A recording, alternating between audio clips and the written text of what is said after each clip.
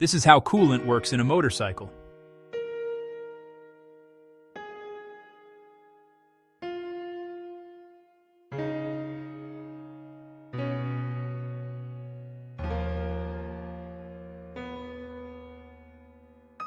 When the engine runs, it produces a large amount of heat.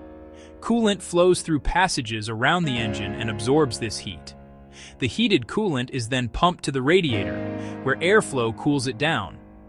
Once cooled, the coolant circulates back into the engine. This continuous cycle prevents overheating and protects engine components from damage.